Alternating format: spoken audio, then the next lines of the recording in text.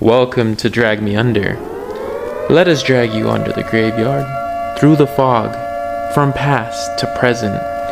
Unreal horror stories, urban myths, murders, conspiracies, and beyond.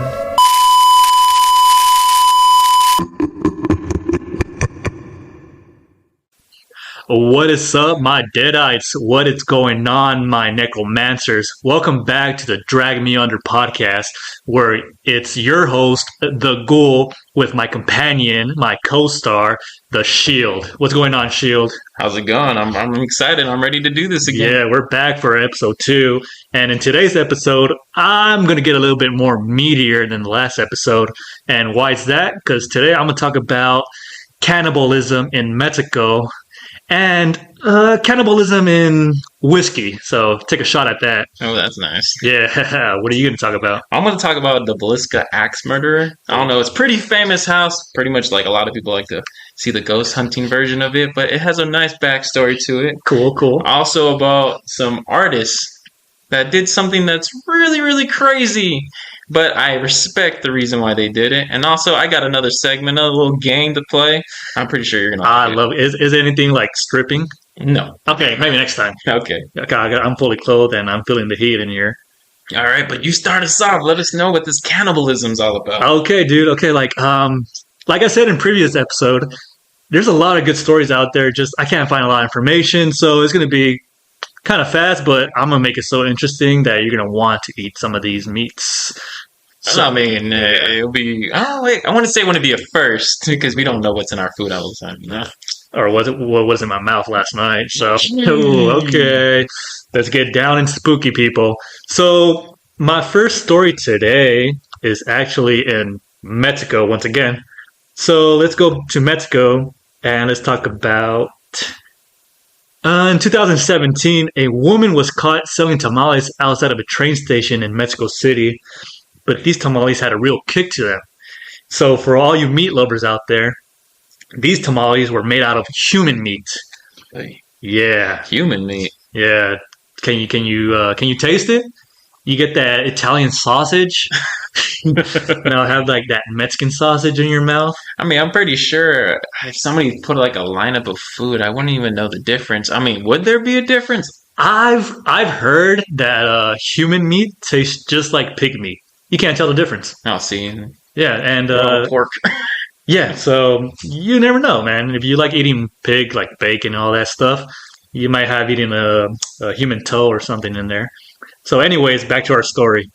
Annabel Gomez Lopez, also known as the Tamalera Canibal, which is the Tamalera cannibal, Ooh. confessed to killing approximately 50 women and using their meat for her business. 50 women. So there must have been a little way of corralling all these women to get the food. I mean, I bet she had her strategy. Yeah. I bet it was a pretty good strategy too. But the way she got caught was just like, really? This is how you got caught? This is how the police caught you? This is some like great police work. I mean, after 50 people, it has to be great police work. Oh God, no! Yeah, It's awful. Oh no! No, it's awful. No, it's you would think that. I mean, yeah, you're right. It took her took them 50 people to get to finally catch her. they didn't even notice. No, I'll get you. I'll get you to the story. All right. So the only reason she got caught was because there was a gas leak in her house while she was away selling her tamales. So the neighbors reported the gas leak, and they sent the firefighters there to put it out. And once they got inside, they found the body of a little girl, just like in the backyard. So the police panicked. Well, they didn't panic. You know, they found out who was living here, and they went to her little business, her little shop outside the train station, and arrested her. Yeah, just imagine like walking in just to fix a gas leak, and you find a dead girl just chopped off in there. Yeah, I'm pretty sure they came from the station realizing, oh, this is just a routine gas leak. It's dangerous still, but not cannibalistic murdering dangerous. No, it's really gruesome. I'm trying to find the photo so I can show you what they found. Like you guys can't see this, but my boy Shield would see this. Look at what they found. Whoa. Yeah, you guys probably would want to see it, but I would say viewer discretion is advised. Wow, that is very crazy. Yeah, that's real, man. And if you guys want to look at it, just look up Annabelle Gomez Lopez. It's hard to look at, Yeah. and it sucks because it's a little girl. Yeah.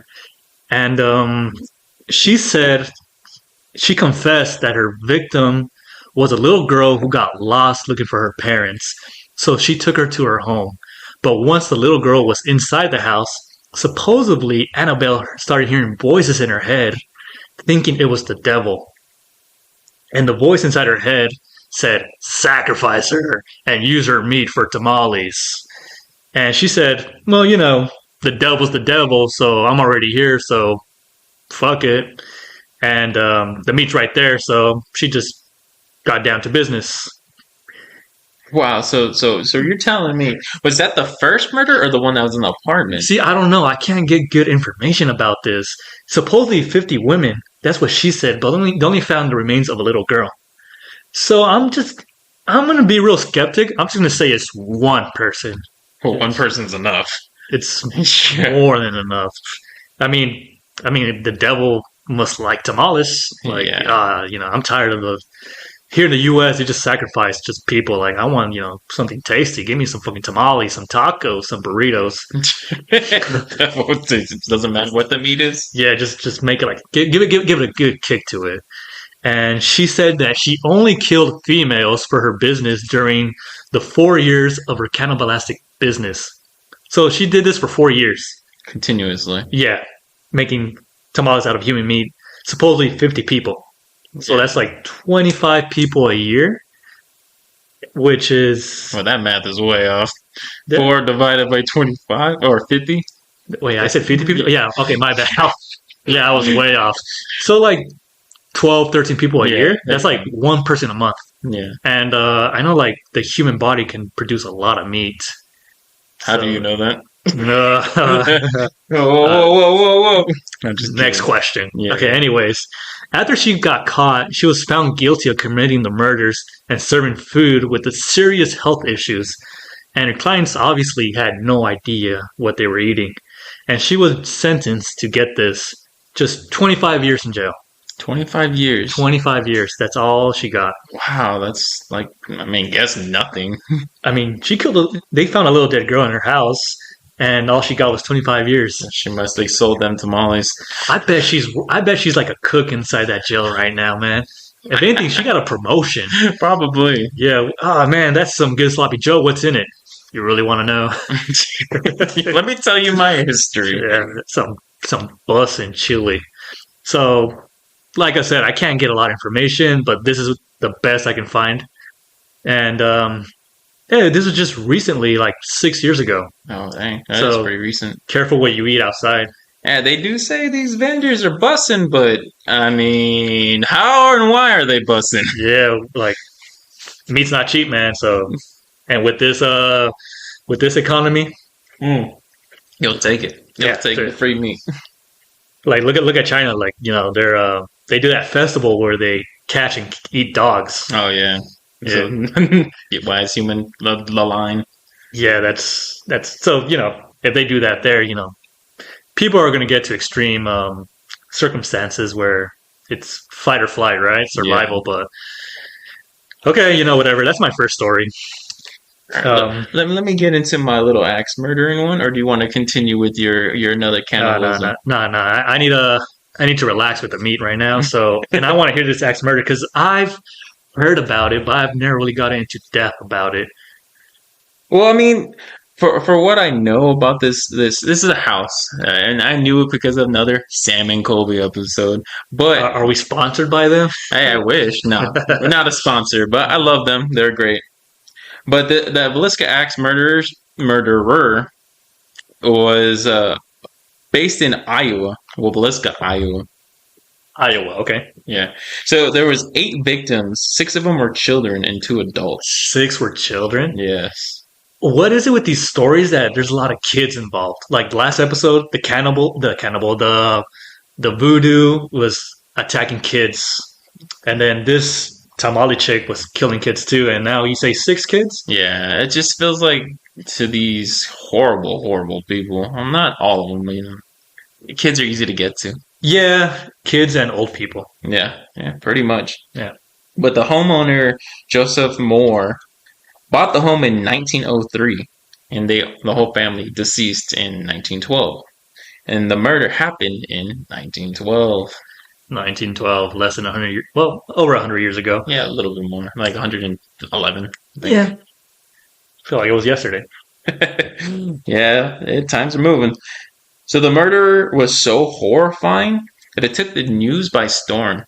So during this murder, the Titanic was sinking, and it was being covered by every broadcast station everywhere. But once the murder happened, nobody was even bothered talking about the Titanic. That's how gruesome and horrifying people were by this story. I mean, the Titanic had like hundreds of people dying, right? Yeah. And this story took it over. Oh yeah. I mean, Titanic was big. I mean, look at Leonardo DiCaprio. That's how he got famous. Yeah, that guy's like over 100 years old. So the story goes, the Moore family and their children's friends, Mia and Lena Gertrude Stinger, had fallen asleep in their lovely home in Villisca after an eventful day. I think they were at church, to be honest. I'm not fully sure. Okay, little Sunday fun day. Yeah. So the unknown suspect, and it's really unknown because it's still an unsolved mystery. So you're saying he never got caught? Never got caught. Or she never got caught? Well, they've limited to 3 people, but one person really stuck out. One really like... But no one never got caught, never paid the consequence. Nobody ever paid the consequence. Wow. Okay. So they had all fallen asleep, and the suspect had hidden himself in an upstairs crawl space. Okay, in a crawl space upstairs. Yeah. I thought you were gonna say like he put like a lampshade on his head and he just waited until everybody went to bed. I mean, it probably wouldn't have fucking got to kill everybody. It would have been too obvious. When we get that lamp? Well, I don't remember.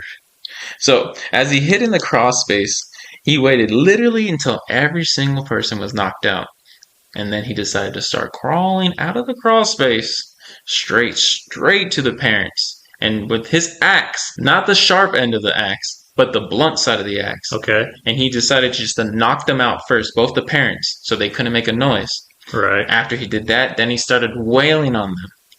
And then this house is like still up, and you can see that those axe marks are still left in the ceiling because Really? yeah, the house is still there right now. Yeah, still there right now. People love the like. So is it like a museum or? I think you can go to see it like a museum, but more or less it's more of like like a historical landmark. Yeah. Okay. Yeah. No one lives there. No, nobody lives there. Somebody owns it, but nobody lives there. Okay. Yeah, but the markings of the axes are still in the ceiling. Like, you can literally just look at it and it's like, whoa, that was a ricochet off of them wailing on the parents. Damn, so he was like using so much force that he like swung all the way back and it gets stuck in the wall. Yep. Damn. Yeah. But it sounds like something really personal. It could have been. There was a suspect that they thought was the Moore's boss or a competitor of like they were trying to get a job. Right. And they think it could have been that guy. But the one that I think it is, I'll let you know in a second. Cool. All right. So after he had taken out the parents and completely murdered them, there was another room in the second floor where it had 3 of the youngest children. And as he approached them, he literally did the exact same method.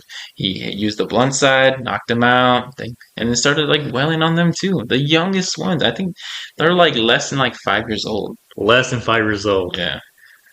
I mean, it sounds like this guy already had a technique. It doesn't sound like it's first time. There you go. You're onto something. Right. So after he does that, he makes his way down the stairs to where all the teenagers were, the friends and the actual homeowner's kid. Right. And he does the exact same process again, knocks them out with the blunt side so they don't, react, and then murders them, axes them to death. More axe marks all over the place, blood everywhere. But here's a trigger warning. If anybody doesn't want to hear this, it's really bad. So he takes one of the teenage girls, right, positions her provocatively, leans her against the bed. He pulls up a chair and starts pleasuring himself to it after she has already been axed. So he's performing necrophilia on her. He's not touching her. Okay. So He's just pleasuring himself. how does that make it any better? Yeah. It's Okay. not. It's not good at all. It's not. But Yeah, it's bad and it's not something to take lightly. But I mean, come on, he just completely murdered their whole family. So it's like he killed 8 people. 8 people. I mean, there's no turning back from that, man. I mean, that's crazy. Yeah. And so when you're referring to it looks like he had a technique already. Well, that's why a lot of people think it's the train town to town suspect. I guess there's a train that used to go through all these cities, Right. and he would always go take the train, get off at the next town, find an unsuspecting family, prey on them, always cover every single window and mirror, and to like blockade. Like I don't know whether he was like paranoid of himself or paranoid of being caught, but But you say he would cover the mirrors. yeah, the You know, like he was ashamed of what he was doing, and he It had could be. no control. yeah, it could be. Sounds like something psychological, but maybe in those times, probably like possessed, maybe. Could have been possessed, but yeah, to me, it has to be a guy like that because it could be personal, but it makes no. To me, it wouldn't make any sense to go. I mean, small towns, Yeah, you're gonna get caught. of course. Yeah, so a traveling and there's multiple MOs like of that specific person covering the mirrors from town to town to town. Yeah, this guy gets on the train every Tuesday covered in blood. Like, what's up with this guy? I mean, Yeah, yeah, you would think like they would have been on it, and I'm like shocked that he never got caught. yeah, and the biggest kicker to me is that horrifying house and story still exists to be paranormal activity. And So it's haunted. it's super haunted. Not even a little bit. Like it's super haunted. And it's somewhere I definitely want to go try. Yeah, I mean, I don't mean to be fucked up, but like, I would love to spend a night out there. Oh yeah. Like, we can even like do a podcast out there. It's like live, and maybe we can have a special guest. And who knows? Maybe the ex murderer's ghost might come back. Yeah, just to prey on us. Yeah, I wouldn't mind. I mean, what can you do, right? Right. But- So you say you have another cannibalistic story, huh? oh yeah. This one's a little bit better because I got a lot of more detail, and my wife helped me out. So big shout out to her. So this story is about Maria Trinidad, and it's fucked up, but it has more justice to it than the last one. The last chick, she was a total bitch, honestly. But this one, I feel like compassion or sympathy. So, on July 20th, 1971, a woman named Maria Trinidad, the age of 45, was arrested after confessing that she killed her husband, Pablo Diaz, at the age of 53. His remains were found chopped up in a bag in Portales, a neighborhood in Mexico City, Mexico. But they couldn't find all the husband's body parts. And where were the rest of the body parts? I think you have a gut feeling where this is Oh going. yeah, of course. So, about the husband, Pablo Diaz was a barber, but he didn't really work. He mostly hung around and just slagged off at home. He would make his wife, Maria, sell tamales all day, every day, and take all of her earnings, leaving her with only enough money to make more tamales and to keep their children alive. Oh, Yeah, so this guy was a total douchebag, Yeah. just at home, drunk, just mooching off his wife, and just a bad husband, dude. Just a bad dude. sounds like an MO to me. Yeah, so he would constantly verbally and physically abuse Maria and their 5 children. Oh wow, Yeah, completely dick. yeah, major dick, dude. So one day after Pablo Diaz beat their 2 youngest kids with his belt because they were jumping on the bed that had some clean laundry, Maria said that she had enough of this domestic violence and had to do something about it for the sake of her and her children. I mean, it was escalating. It was getting worse and worse. Yeah. So on the night of July 17th, 1971, Pablo took a seat on his sofa to watch television. Once he fell asleep, Maria made sure that he would never, never wake up again. She grabbed a baseball bat and creeped on behind him. Once her abusive husband was in front of her, she gave him 3 brutal blows to his head and grand slammed him into the afterlife. Wow. Yeah, all those years of like abuse just Yeah, pent up rage took off on that one. yeah, I'm surprised she like didn't like throw his head off. Oh, maybe. Maybe, we don't know. Yeah. But after seeing that he wasn't breathing and confirming his death, Maria proceeded to drag his body into another room where she traded the baseball bat for an axe. Oh man! Hey, Speaking another about the axe. axe, yeah, we got a pattern going on here. So with the axe, she started chopping off her deceased husband's body, starting off with his legs and then going on to the arms. And she would eventually put everything in a big bag, like just a sack. But she realized that the whole body wouldn't fit completely. So what did Maria do? Maria had to improvise and decided to chop off Pablo's head and leave it in a cooking pot. The same cooking pot where Maria would cook her tamales. Oh my god. Yeah. Yeah. Talk about hygiene, right? Oh my. I would never. Can you imagine like a health inspection going into that house? Yeah. This head doesn't look cooked enough. This head is raw. What's going on here? So anyways, once the head was put away and the sack could be tied up with the body inside of it, she decided to keep the sack under her bed and the head in the cooking pot in a corner somewhere in the house where her children wouldn't see it, while she thought about a plan what to do with all this crime scene. Mm-hmm. All right. So after sleeping on it the following day, she decided to take the body out of the house to get rid of it. So, by her allegations, she got into a taxi with the body in the sack, where the taxi driver drove her across the town in the dead of night, and she proceeded to drag the body, the sack, until she found a nice spot where she thought that no one would find it and would be a perfect spot to get rid of all this evidence. I feel like everybody who murders somebody thinks that their body's never going to be found. Yeah, but like eventually it always does. Yeah, it always does. So she dropped the body off in the ditch in front of a house and fled back to her home to get some rest.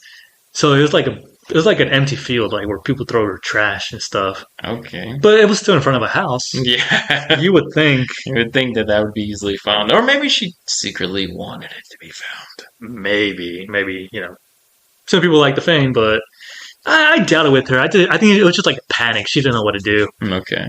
So the following day, the owner who lived in front of the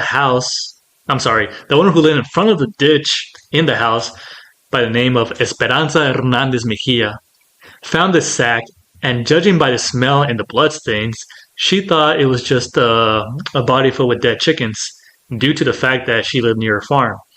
So like, they threw away some dead chickens. Maybe I can make some breakfast, Okay, something that probably wouldn't seem too unusual. Yeah. I mean, you see a lot of roadkill, those donkeys let out and they get hit by cars. Yeah. People, there's no waste management out there. Yeah, so opportunity came for this guy. Yeah, so anyways, after getting close enough and opening the bag, Esperanza was mortified to find the remains of the homicide, headless chopped off body of Pablo Diaz. Yeah. So she was disappointed. Like disappointed. Man, I was already tasting that chicken. Yeah, well, it's not chicken. It's a head and a body. And no, not the head. This is just the body. Oh, just the body. Yeah. Also, she still has the head. Yeah. I got a picture of it. I'll show you it right now. So immediately after making the discovery, she called the police. And when the police arrived, the first thing they saw in the bag was a blue sock just peeking out the sack. Okay. So with the remains of the body, the police were able to identify the victim, even though he was missing the head. Okay. Turns out that Pablo Diaz had a criminal record, and the police were able to match his dead fingerprints to one they had in their database. And this is where it kind of threw me off. It's the 1970s in Mexico. Mm-hmm. Mexico's not that advanced, like as we are here with homicides and technology. So I'm like, how did they find it out so quick? Yeah, it is a little curious. Yeah, because like, I don't know. 1970, I don't think they had the technology to like match digital prints. I don't know. I'm not an expert, but like, what did they do? Did they like put it against the sunlight? Like, yep, they match. Okay, so anyways, crazy good work, detective job. So as soon as they put the face on the dead man, they went to the address where his last record appeared on, and it wasn't where he was currently living. As a matter of fact, it was the house of his first wife, and she said that he had not lived there for over 3 years. So the ex-wife gave his new address, which was Maria's house, and the police got there with no time. Maria confessed to the crime, showing no remorse for what she did. Wow. Yeah. So she just like once the cops showed up, oh yeah, I did it. You caught me. It was about time. I did it for a good reason. I mean, she kind of did. Yeah. I mean, what were the cops gonna do? Like nothing. Oh, abusive husband. Oh, just Bat an eye. yeah, work it out. It's your problem, not Yeah. ours. So she was sentenced to 40 years in jail. That's a low sentencing. It is, but it's higher than the last one. That's true. And the last one confessed to like 50 killings, even though there wasn't any evidence. But it was a little girl. Yeah. I mean, this was a crime of passion. The other one was just Because just I wanted to make meat. yeah. There's no excuse for that. But anyways, she was released in 1991 after serving only 20 years. But 4 years after, she died. So she got a short sentence. She only did 20 years out of 40. Oh, you said 40. Yeah. I was confused. I thought you said 4. 4 years? Yeah, I think you said. no. That's why I was like, that's a low sentencing. Oh, 40 years. Heck, now you're locked up. They won't let you out. Because she was already an old lady. Yeah. So it's like, okay, she's going to die in there. But no, she got 20 years due to good conduct. But there's conspiracies that she didn't work alone.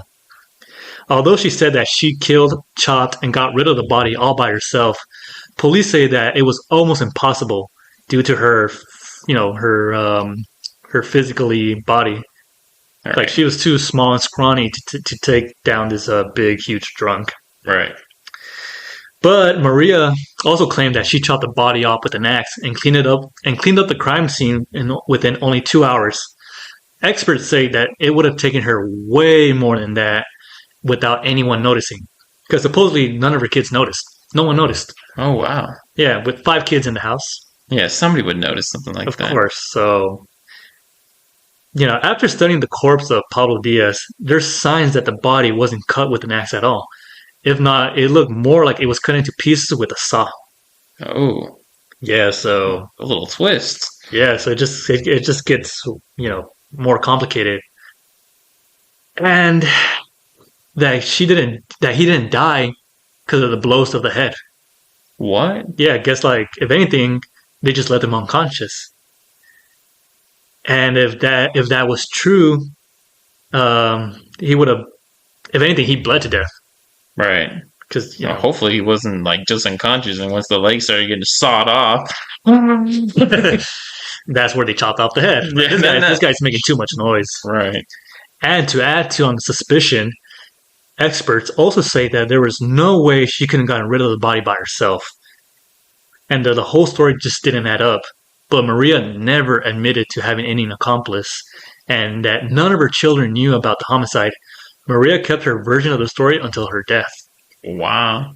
I mean, she's a small lady, to carry a body into a taxi and then a taxi driver not noticing.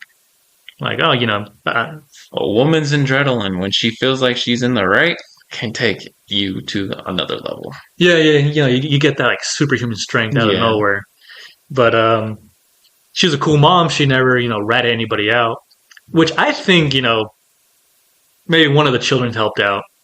It could have. Yeah, but I do believe that, she did not work alone. I mean, it does seem pretty far-fetched. Yeah. So urban legends say that she used some of her husband's meat to add to her tamales. The following days after the murder and before she was caught, she would continue to sell tamales, selling anywhere from 100 to 200 tamales a day. And why wouldn't she? It was going to save her a few extra pesos, and that was a good waste of meat not to use. Oh, wow. Of course. Yeah, That's a good reason, right? Yeah, like, might as well, man. She had 5 kids to feed, man. Come on. She wasn't feeding that to her kids. I doubt it. What kind of... I mean, she's a murderer, but she's not a monster. Oh, she's just using the money to go buy different food. Yeah, and although she never confessed to using human meat to her tamales, and no official word from the police, that didn't stop the rumors from spreading across Mexico and making people believe that Maria's tamales actually had a different taste to them. Wow. Maybe she did use the human meat. And I got the crime scene photo right here. Supposedly, here's a photo of the axe and the head in the pot. Oh, wow. Now that's disturbing. Yeah, I know you guys can't see this, but if you want to see it, just look up Trinidad Ramirez, the Tamalera homicide, and you'll see her husband's head. Trinidad Ramirez. Yeah, so I mean, judging by the head, the guy had a lot of meat on it, so this guy was pretty heavy. So, I mean, I think it's a trend. Human meat tamales in Mexico. Right. Hey, 2 stories, 2 tamales. And there's another one. I read another one about another guy selling human meat. But I'll save that story for a different day because this has nothing to do with tamales. Oh, just meat. Just meat in general. Okay. Mexicans love that meat. All right, so that's 2 stories. I got another extra story, but I'll save it towards the end. This is just like a special story for all you whiskey lovers out there. All right. So I wanted to tell you something I just heard today, which was pretty incredible. It's not scary, but it is really, really weird. Like, all right, so this man goes to an auction and buys a $120,000 taped banana on a wall art piece. Oh, I've seen that. You see it? Yeah, actually, it's a huge trend just for a banana with tape. Yeah, but this guy was not just like buying the art piece and taking it home. Okay. This guy decided to call it a performance, which he called the Hungry Artist. He ate the banana. So he bought this painting was worth how much? No, he bought it for $128,000. He spent $120,000. And he ate it. Just for a banana with tape. With tape. I mean, it stresses me out because I'm an artist. Well, I dabble with a few paintings here and there. And, like, I can't get jack shit. I can't even get, like, a few extra bucks. Well, some guy's just selling fucking bananas on tape. And it's funny because it's a young artist. I think he said he was, like, 22 years old. And he's already getting that much. You know what they say about, like, the art world is just money laundering. Yeah, I believe that. Yeah, it's just a crazy conspiracy. Yeah, like, it's all taxes and just like move money. Yeah, just moving money around. Because like I mean, I'm not hating. I'm not jealous. Maybe a little bit, but but I see these paintings like they sold this for how much? Like to me, it's worthless. You know, give it to like someone who's really really talented, but. What do I know, right? I'm just an amateur painter who paints. I just paint The Simpsons. So if you're interested, hit me up to sell a few paintings. Yeah, they're pretty good. I'm not gonna lie. Please. But yeah, it's just that's a stupid story to me, man. Yeah, I mean, I had to tell you, and I had to tell it here because it was just like really, like I mean, just spend it, whatever. But he did it in front of a lot of people. Like, so he was just flexing. Yeah, pretty much. Wow. Okay, that puts me in a bad mood, man. I feel like grabbing my Ouija board under my bed and just calling a few favors in. But nah, man, I'm cool. I'm cool. You got any other stories? Well, I want to try out this segment. It's like a would you rather survive this or that? Okay, two death scenarios. Yeah, pretty much. Not necessarily death scenarios, but definitely do not want to be in this scenario. Okay. Would you wake up in the back of an FBI truck going through Area 51's gates? Oh, okay. Area 51. Okay. Okay. Or would you house hanging out in their bedroom when they leave you alone for just a little bit? A teddy bear that's in the corner starts crawling to you. Oh, okay. Okay, first off, why am I in the back of the FBI truck? It's a good question, but I'm just there. yeah, you're there. They may have thought you're an alien. You may know maybe you got abducted and you didn't know, and they just rescued you. Okay, so I'm in the back of the truck. I see Area 51. I'm excited, like hell yeah, Area 51. But you know nothing's good is gonna happen. They're not gonna give you like a tour. It's not fucking Disneyland. Right, So they're gonna probably probe my ass. Yeah, definitely getting the ass. Or I'm at a friend's house with a fucking living teddy bear coming at me. Give me the fucking teddy bear. I'll fucking punt that shit off to the 50-yard line. Makes sense. Yeah. But it's actually not alive, so it's going to keep coming at you unless you destroy it. I'll do more than just destroy it, man. Trust me. Gonna take fluff out. Well, it's gonna get more fluffier. That's for sure. But I'll go with the teddy bear. If anything, I could just catch it, take that little bitch home, and make a profit out of it. But your friends, what if they knew that it was alive? What if they wanted to get you? Hey, if they knew it, they would have told me instead of leaving me alone. But it is a new friend, so I can make new friends. just sneak out with the bag, and the teddy bear is just wailing on you. What would you do? I would actually. Oh, go ahead. No, what would you choose? I would choose probably the teddy bear too, because it's something crazy where I don't think I'll have a chance of dying. Because I mean, there might be a chance of me dying depending on how possessed that freaking teddy bear is. Yeah, but if you go to Area 51, there's a small chance you're coming back out.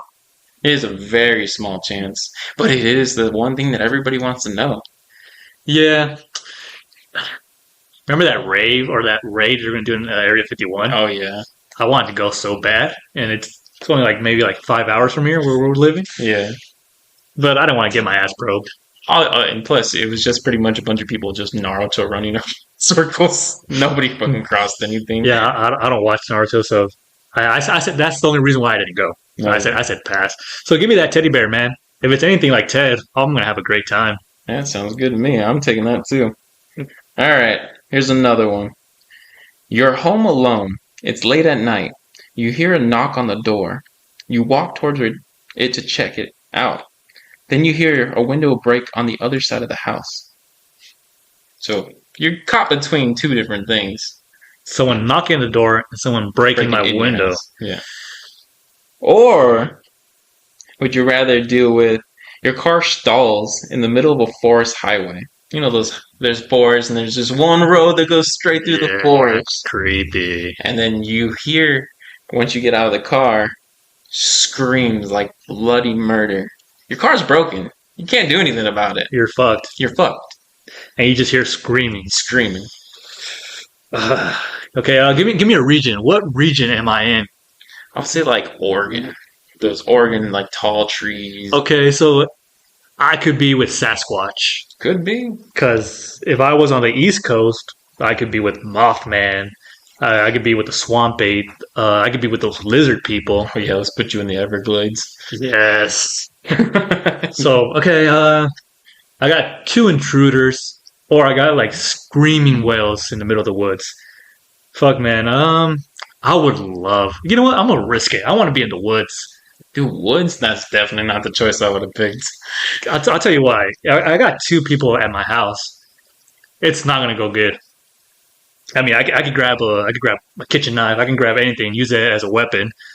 But I'm more into the paranormal, man. I want to know who is screaming in the woods. You're gonna go and run into it?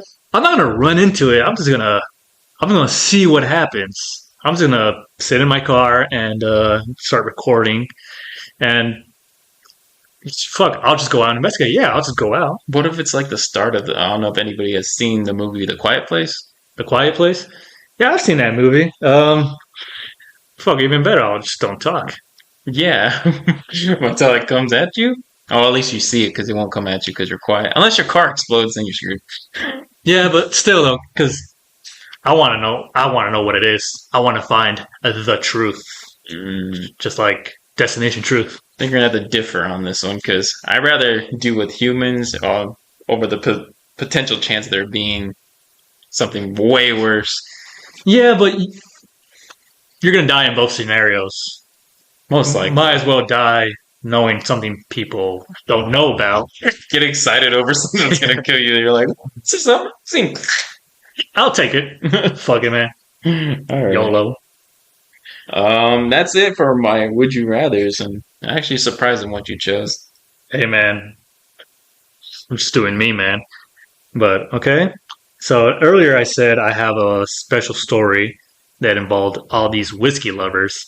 And since my subject of the day is cannibalism, have you ever heard about the whiskey Jameson? Yes, of course. What if I told you that one of the hires to the fortune of the Jamesons did some fucked up shit with cannibals? I would. Will you still buy a bottle? I mean, it depends on what you're about to say. Okay, so like, he didn't put like human remains or piss inside the whiskey. Better not be pissed. Jeez. Oh, shit. Nah, but it's a gruesome tale, and well, in a nutshell, while on expedition in Africa during the late 19th century, James Jameson, hired to the Jameson Irish Whiskey Empire, reportedly asked to witness cannibalism in action. So he wanted to see cannibalism with his own two eyes. Yeah. So to end this, he purchased a slave girl and handed her over to men who murdered her and feasted on her flesh. While this grisly scene unfolded, Jameson said he had to sketch it out later during these rough illustrations into a series of watercolors. What? So it's like the freaking Titanic with fucking cannibalism? Yeah, I mean, I'm not gonna fucking paint Rose and you're over here painting cannibalism. Paint me like one of your cannibal girls. Jeez. Yeah, it's fucked up. So that's like, in a nutshell. To get into detail about it, Jameson is far away one of the best-selling Irish whiskeys in the world, triumphing, doing better than other brands like Bushmills and Tullamore Dew. I never even heard about them. So the Scottish lawyer John Jameson founded the company in the 1780s in Dublin, Ireland. Jameson's whiskey has been very highly regarded over the years, but there is a horrifying legacy at the bottom of the bottle. In the end of the 19th century was a time of an unimaginable cruelty in Africa as the nations of Europe sought to divide into imperialist states. Millions of Africans were killed by conquering forces from north as white men pillaged the land for its vast natural resources, like gold and diamonds. Expeditions were sent into the heart of the Dark Continent, hoping to uncover treasures. Seems kind of racist. Yeah, but Dark Continent. So on one of these expeditions, the wealthy James Jamesons accordingly expressed an interest in witnessing cannibalism in 1888. He was advised to purchase a slave girl, which he picked up from a bargain price of 6 handkerchiefs. 6 handkerchiefs? Not even cash? No, 6 handkerchiefs. He got I think it was like a 10-year-old girl for 6 handkerchiefs. A kid again? Another kid, yeah. Another kid. What is up with these people and kids, man? It's just too obvious to prey on. They're too easy, and douche people like these guys take advantage of it. Yeah. So, Jameson gave this 10-year-old girl as a gift to cannibals. She was lashed onto a tree and she was stabbed to death, then hacked into pieces and devoured. Meanwhile, Jameson stood by, making a series of rough sketches of this incident. Wow. So he's just sitting there drawing this like nothing. I mean, I would, for one, kick his ass, but two, I want to see his face. Like, how is he reacting to it? I think he was...